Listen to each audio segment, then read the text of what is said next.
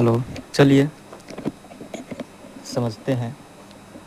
आज की क्लास में समझेंगे हम प्रकाश के परावर्तन क्या होता है। ठीक है, सबसे पहले समझते हैं प्रकाश क्या होता है और परावर्तन क्या होता है। ठीक है, प्रकाश हम लोग जानते हैं, हालांकि सब लोग जानता है कि प्रकाश क्या होता है, लेकिन कुछ लोग जो होते हैं उसको रटते हैं कि प्रकाश क्या होता है। हम लोग आसान भाषा में और अच्छा तरीके से समझेंगे कि प्रकाश आखिर होता क्या है, प्रकाश किसे कहते हैं, प्रकाश पार्टिकल है या ठोस है, क्या है, प्रकाश आखिर है क्या। तो प्रकाश एक, हालांकि बुक में पढ़िएगा तो प्रकाश दिया है कारक। ठीक है, कारक का मतलब होता है कुछ काम करने वाला, यानी कि बिना प्रकाश का कोई काम होगा ही नहीं, ये कहने का मतलब उसका है। लेकिन हम लोग समझते हैं, अगर ध्यान से समझे तो प्रकाश एक प्रकार का ऊर्जा है। क्या है, प्रकाश एक प्रकार का ऊर्जा है। और ऊर्जा इसलिए कह रहे हैं कि एक चीज़ जो होता है दूसरे चीज़ों में बदल जाता है। जैसे प्रकाश, कोई भी चीज़ों को हम जलाते हैं तो वो जलती हुई जो पदार्थ होता है वो प्रकाश ऊर्जा में कन्वर्ट हो जाता है। और उसी प्रकाश ऊर्जा के चलते हम चारों तरफ अगल बगल या अराउंडिंग चीज़ें हम आसानी से देख पाते हैं। इसलिए हम कह सकते हैं कि प्रकाश एक प्रकार का क्या है, ऊर्जा है। अगर इसको डेफिनेशन के तौर पर समझा जाए तो प्रकाश एक प्रकार के वैसी ऊर्जा है जिसकी सहायता से हम किसी भी वस्तु को सुस्पष्ट रूप से नंगी आंखों से हम देख सकते हैं, उसे हम प्रकाश कहते हैं। ठीक है, हालांकि कई प्रकार के डिफिनेशन अलग अलग बुक में अलग अलग तरीक़े से दिए होगा, लेकिन इसका मतलब एक ही होता है। ठीक है, तो चलिए समझते हैं प्रकाश क्या होता है। यानी कि दुनिया में जो भी कोई भी वस्तु है उसको बिना प्रकाश से हम नहीं देख पाएंगे। यानी कि प्रकाश हमारे जीवन के लिए एक बहुत ही अहम भूमिका निभाता है।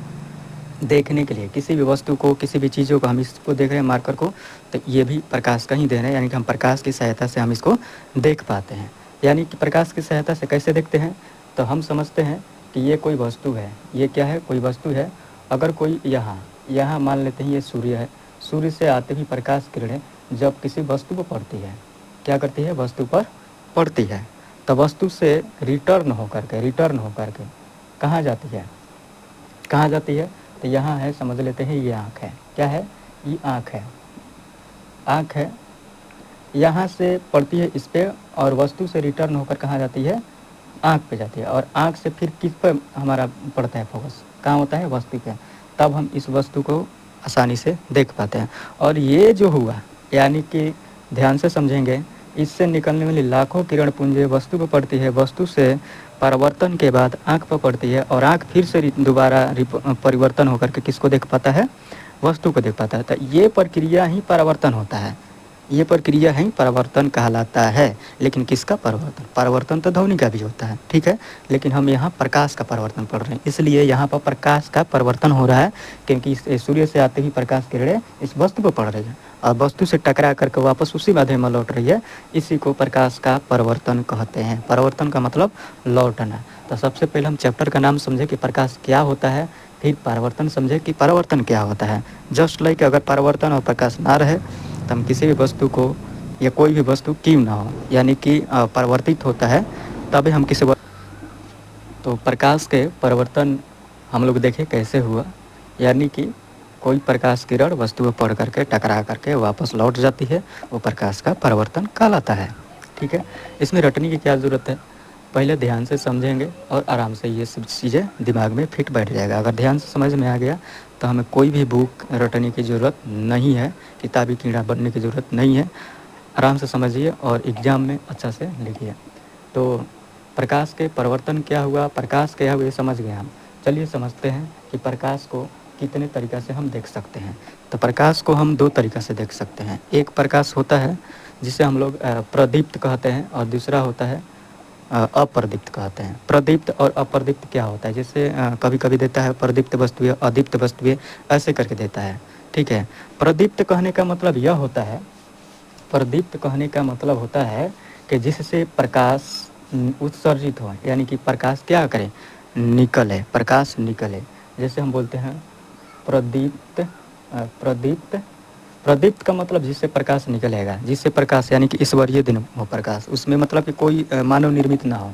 कुछ प्रकाश उत्सर्जित करने वाले ऐसे इंस्ट्रूमेंट होते हैं जिसमें, जैसे टॉर्च हो गया, तो ये मानव निर्मित है, ये भी प्रदीप्त है, ठीक है, लेकिन वो मानव निर्मित प्रदीप्त है। प्रदीप्त कहने का मतलब यह होता है जिसका खुद का प्रकाश हो, किसी दूसरे की सहायता से ना जलता हो। यानी कि जिस पदार्थ से या जिस वस्तु स्रोत से प्रकाश उत्पन्न होता है, उस वस्तु को हम लोग प्रदीप्त वस्तुएं कहते हैं। और जिससे प्रकाश उत्सर्जित नहीं होता है, उसे हम लोग अदीप्त वस्तु कहते हैं। जैसे मार्कर हो गया, बोर्ड हो गया, टेबल, कुर्सी, पत्थर, ये सारी चीज़ है अप्रदीप्त वस्तुएं हैं। अप्रदीप्त वस्तुएं वह है जिससे प्रकाश निकलता है, प्रकाश उत्सर्जित होता है, मानव निर्मित से हो या प्राकृतिक रूप से हो।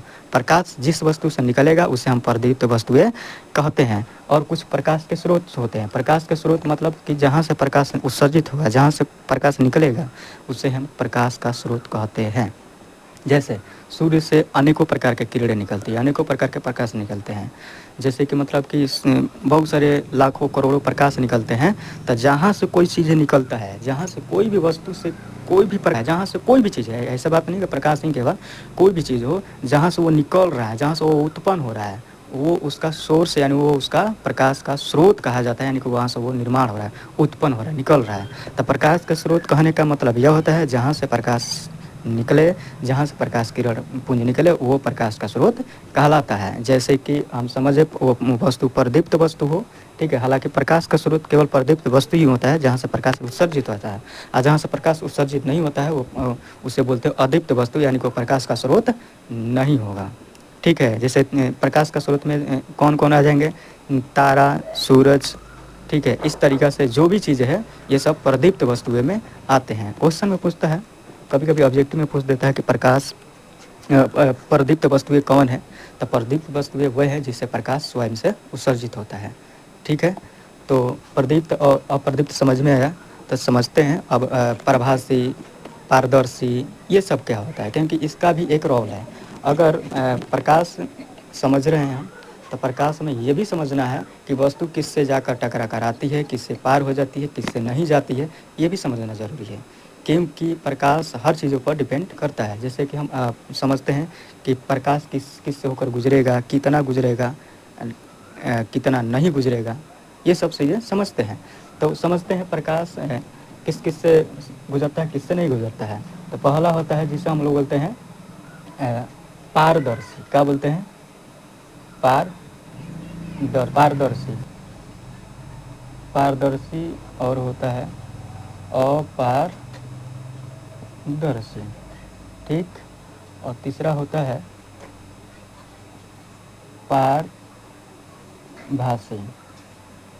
पारभासी। इसको समझते हैं। पारदर्शी कहने का मतलब जिसमें प्रकाश किरण पुंज आसानी से पार हो जाए, मतलब उसमें चला जाए, पारदर्शी। अब समझ सकते हैं समतल कांच। समतल कांच मतलब बिना कलई किया हुआ कांच, ठीक है। बिना कलई किया हुआ कांच जिसमें देखने के बाद प्रकाश आसानी से आर पार चला जाए, यानी कि किसी भी वस्तु होगी बहुत ही धुंधली दिखाई देगी, यानी कि स्पष्ट तरीक़े से दिखाई नहीं देगी, साफ साफ नहीं दिखाई देगी, तो उसे हम पारभासी वस्तुएं कहते हैं। तो ये सब होता कैसे है, ये घटित कैसे होता है, समझते हैं ये घटित कैसे होता है। घटित होने का रीज़न क्या है, किरणें चलती है, ठीक है। कोई भी चीज़ है, जो भी चीज़ें हम देख पाते हैं वो किसके सहायता से देखते हैं, किरणों की सहायता से देखते हैं, ठीक है। प्रकिरण, प्रकाश का प्रकिरण क्या होता है। प्रकाश का प्रकिरण समझते हैं। प्रकाश से रिलेटेड बहुत सारी चीज़ें हम लोग को समझे। प्रकाश क्या होता है, परिवर्तन, पारदर्शी, अपारदर्शी, पारभासी, प्रदीप्त, ये सब समझेगा। आप समझते हैं कि प्रकाश का प्रकिरण क्या होता है। प्रकिरण कहाँ से कोई भी वस्तु को हम अच्छा से देख पाते हैं तो वो है प्रकाश का प्रकिरण।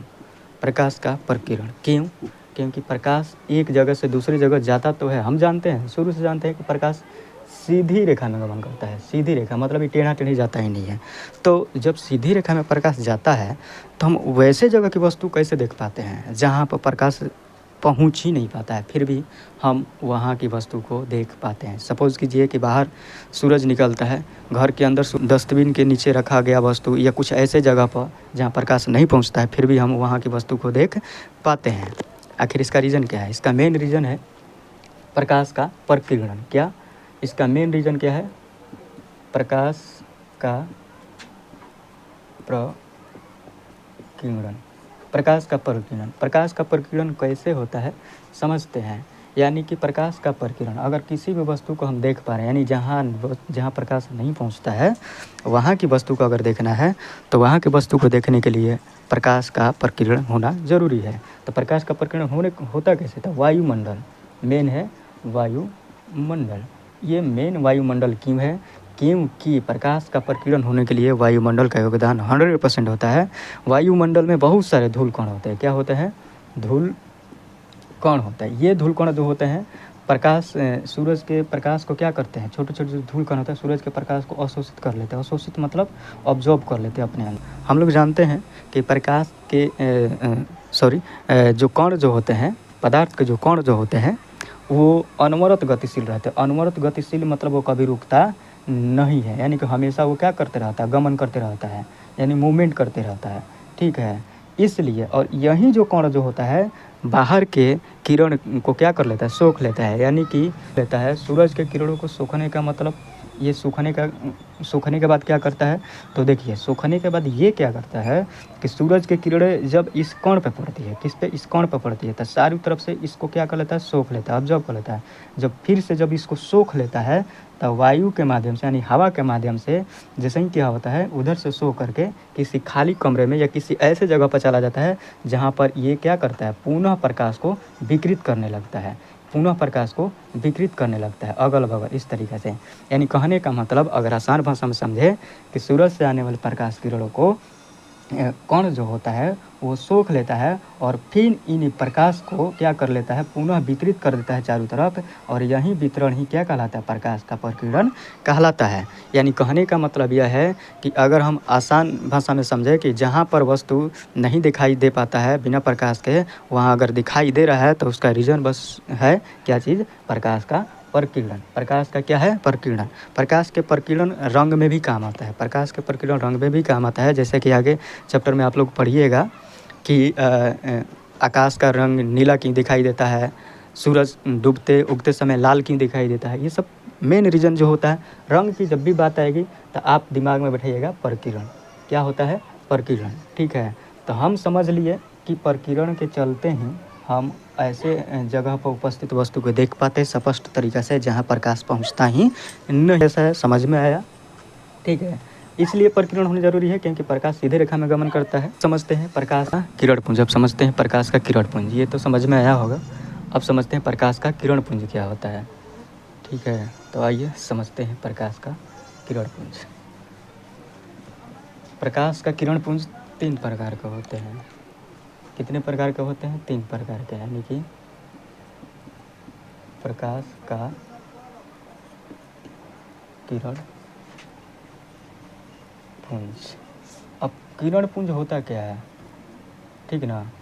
अब प्रकाश का ही किरण पुंज क्यों? क्योंकि किरण पुंज का कहने का मतलब होता है प्रकाश के किरणों का समूह। प्रकाश के किरणों का समूह, यानी कि पुंज का मतलब होता है समूह। तो किसका? किरण का। किसका? किरण। प्रकाश के किरण, यानी कि प्रकाश के किरणों के समूह को हम किरण पुंज कहते हैं। आसान भाषा में समझिए। ठीक है, अब प्रकाश के किरण पुंज 3 प्रकार का होते हैं। पहला हम लोग समझते हैं क्या होता है। एक किरण पुंज वह होता है जो सूर्य से निकलने वाले किरण जो होते हैं क्या होते हैं? एक दूसरे के समानांतर होते चलते हैं, यानी कि कहीं पर ये काटेगा नहीं, ये कहीं पर नहीं काटेगा।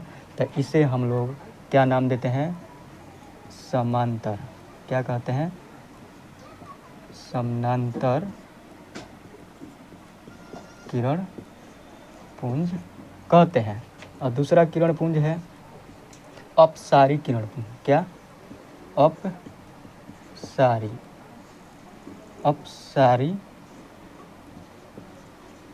किरण पुंज। अब ये कैसे चलता है? यानी कि सूर्य से निकलने के बाद आने वाली प्रकाश किरण जो होता है एक बिंदु पर से निकल करके फैलते हुए चले जाता है, यानी कि अगल बगल दिशाओं में फैलते हुए चले जाता है और इसके बीच की दूरी बढ़ती चली जाती है, रेखाओं के बीच की दूरी। तो यानी कि एक कण से निकलती ही प्रकाश किरणें उस दिशाओं में फैलते हुए चले जाते हैं, उसे अपसारी किरण पुंज कहते हैं। अपसारी इसलिए कहते हैं, अप का मतलब होता है फैलना। क्या होता है? फैलना, यानी कि एक बिंदु से फैलते हुए जाना। और तीसरा होता है अभिसारी, क्या बोलते हैं? अभिसारी। अभिसारी किरण पुंज क्या होता है? यानी कि सूर्य से निकलने वाली प्रकाश किरणें किसी एक बिंदु पर आकर के क्या होगी? मिलेगी, यानी कि सिकुड़ेगी। क्या होगी? एक बिंदु पर आकर के मिलती है, एक बिंदु पर आकर के क्या करेगी? मिलेगी। इसे अभिसारी बोलते हैं। अभिसारी का मतलब होता है कि एक बिंदु पर आकर के मिलना। कोई प्रकाश किरणें एक बिंदु पर आकर के मिलती है तो उसे हम लोग अभिसारी किरण पुंज कहते हैं। अब समझिए मतलब क्या चीज़ है। इसके बीच की दूरी यानी इसके रेखाओं के बीच की दूरी क्या होती जाएगी? कम होती जाएगी, तब न एक जगह पर आकर के क्या होगी? मिलेगी या मिलती हुई प्रतीत होगी। ठीक है, यानी कि किरण पुंज समझे कि किरण पुंज क्या होता है? किरणों का समूह होता है। किरण पुंज कितने प्रकार के होते हैं? 3 प्रकार के। एक जो होते हैं सूर्य से निकलने वाले किरणें जो होती है समानांतर एक दूसरे के जाती है, जिसे समानांतर किरण पुंज कहते हैं। और दूसरा जो होता है अपसारी किरण पुंज, यानी कि एक बिंदु से या एक कण से निकलती ही किरणें फैलती हुई चली जाती है, उसे हम लोग अपसारी किरण पुंज कहते हैं। अभिसारी किरण पुंज वह होता है जो प्रकाश स्रोत से आती हुई किरणें किसी एक बिंदु पर आकर के मिलती है या मिलती हुई प्रतीत होती है, यानी कि एक बिंदु पर आकर के सिकुड़ जाते हैं, उसे अभिसारी किरण पुंज कहते हैं। ठीक है, इतने आज के क्लास के लिए इतना ही काफ़ी है। और इससे जुड़ी हुई चीज़ें हम परावर्तन समझा दिए हैं। इसके आगे टॉपिक है परावर्तन, तो परावर्तन हम समझा दिए हैं। आगे जा कर के देख लीजिए, क्लास में है, परावर्तन समझा दिए है। ठीक है, आई होप कि समझ में आया होगा। समझ में आया होगा तो प्लीज़ सपोर्ट मी। ठीक है, थैंक्स फॉर वॉचिंग।